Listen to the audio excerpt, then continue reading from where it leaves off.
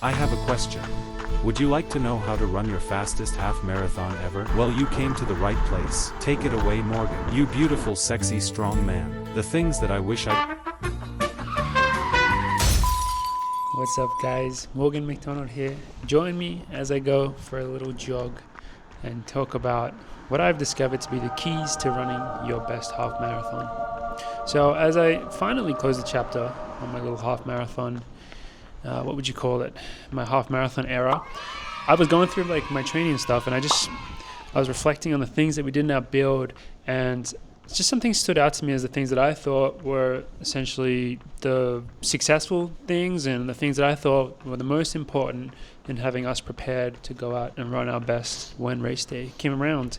And so I just wanted to share them with you, give you the things and the ideas behind them, and also to give you some specific examples of how they looked in our training, so that then, if you would so like to, you could integrate them into your build in some way as you go out and crush your own half marathon.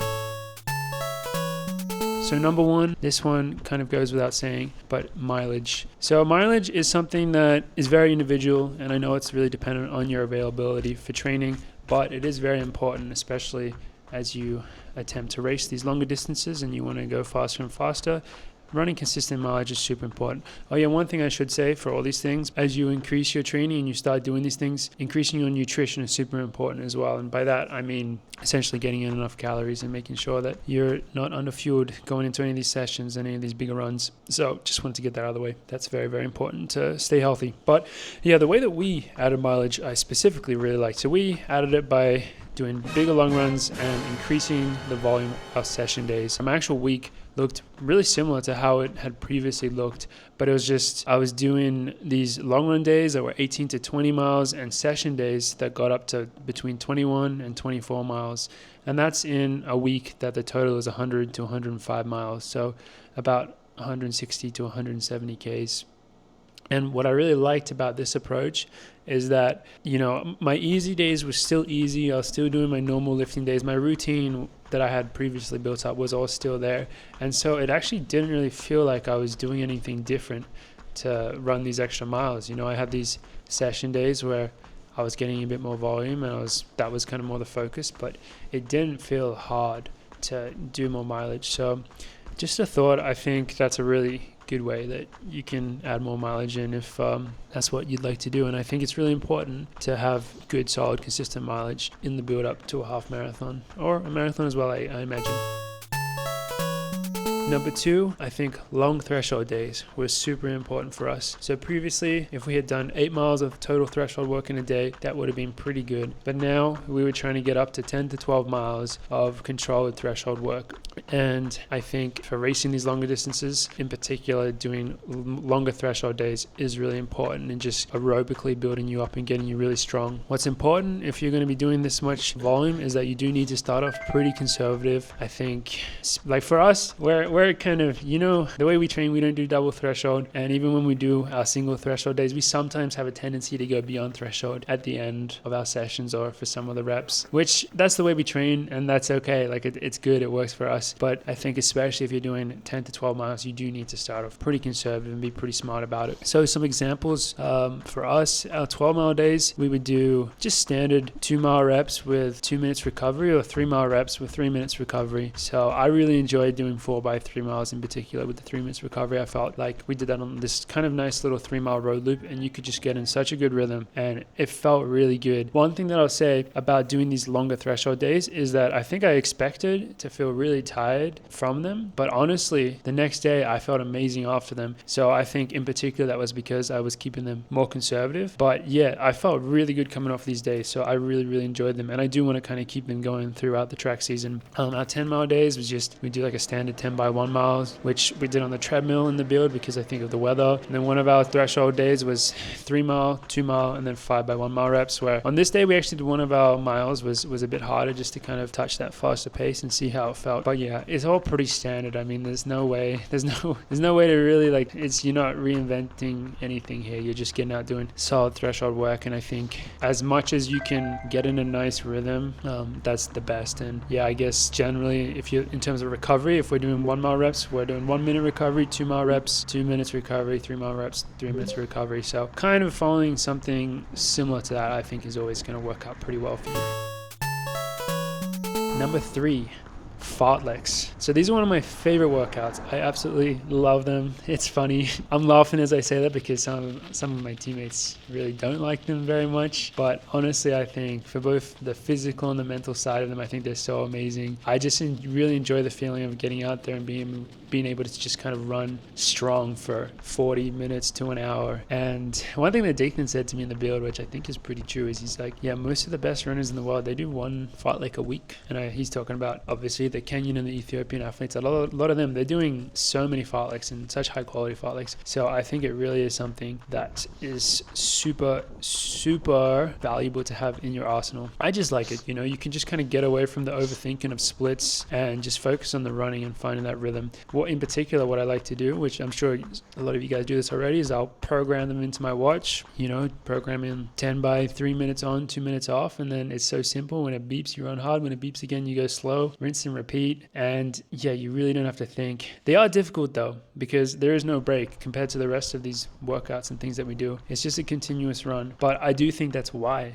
or one of the reasons why they're so good for you, because it is kind of more similar feeling to a race in that way, because obviously, a race is continuous and you have to learn to push through discomfort, which is exactly what you have to do in a fartlek. And the fitter you get with them, the more the speed will increase for both your ons and your offs. You'll see with the way that we do them, we push the offs pretty solid, especially as we get faster. And we also push the ons. We push the whole thing, but our offs, we keep it pretty solid. And so it ends up just being overall like a very fast, strong run where you get this amazing aerobic benefit out of it. And it's also just something that is so simple, like you can just go do them anywhere. It's real low maintenance, and I think it's a workout that is relatively easier to do well, if that makes sense. Like it's harder to mess it up. So some examples that we did early season, we started with, and most of the time we do equal on to off, but you'll see sometimes it's different. We did 1 2 3 2 1 2 3 2 1.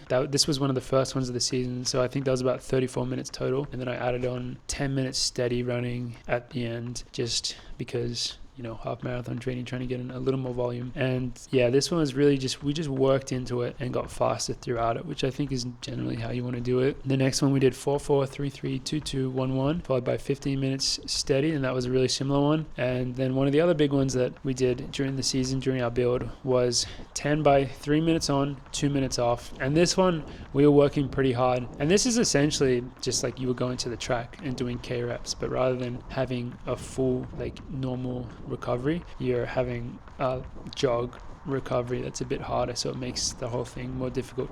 But it's a good way of essentially doing K reps, but just slightly different. And again, we try to work down the pace and get real solid. And honestly, we work pretty hard on these, but again, I think your body pulls up relatively well from them. So I really, really liked them, and I would definitely recommend you add them in. And there's just so many, I just gave a few examples there, but another common one is 1 2 3 4 5 4 3 2 1 with equal recovery. All those ones, you can do them anyway. It's more basic, and you can go out and you can do it on a flat course, you can do it on a hilly course, whatever you feel like you need for that day. So I really, really like fartleks.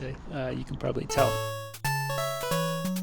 And then finally, the fourth thing that I think is the key to running your best half marathon is sprinkling in just a few specific workouts. So I don't mean crushing these big workouts every week, but I really just think that you need 3 to 4 specific workouts in your 8 to 10 week build, whatever it is. I look at these as just the cherry on top. I think they're very important to do, but they're not going to decide your race as much as these other things. The other things I would say are more foundational, but I think it's still important to get in a few specific workouts where you are working really hard, getting more similar to how it's going to feel during the race, just to prepare you for that. And for us, first one that we did, the one that I did, which was the hardest session that I did in the build, was 10 by 1K on the road with 2 minutes rest. And this one we went pretty hard. We were out on the road and we went slightly faster than race pace. I think we averaged around around 2:45 pace for this one, maybe just a second quicker. So this one we were working super hard, and but I feel like we got so much out of it, so it was really good. So I actually missed what was meant to be our biggest specific race workout because of my back injury, but it was doing 4x3 miles, 3-mile reps. But the first and third ones were meant to be at race pace, and then the other two were meant to be at threshold. And I also noticed the BYU guys, Connor Mance and Clayton Young, they did 3x3 miles, with 2 of them being at race pace. So I guess this is a pretty common one that you should have in your arsenal. I heard it was very, very hard from Joe and Morgan, who did do it, but yeah, I actually missed this one, so I didn't get to do it personally. And then we would just, aside from that, we would sprinkle in some 1-mile reps that were at faster, well, they were at race pace, so slightly faster than it, and they would always be preceded or followed by 1-mile reps that were just at threshold. But yeah, we would sprinkle them in through the other workouts to get some specific work as well. But yeah, that was really it. That was all the specific workouts that we did. Already I felt so good and so strong from all the rest of the stuff that to me these really did feel like just the cherry on top, and not the most important thing, but still very, very, very valuable. So yeah, that's it. Finally closing the chapter on this little half marathon saga that I had going. But yeah, I just wanted to finish it off by kind of this reflection recap video, sharing with you the key things that I think, all these things I think you can really easily learn. I think you can take into your own training if you would like to. So yeah, I hope you guys find this one valuable, and I look forward to seeing you guys again next time. See ya.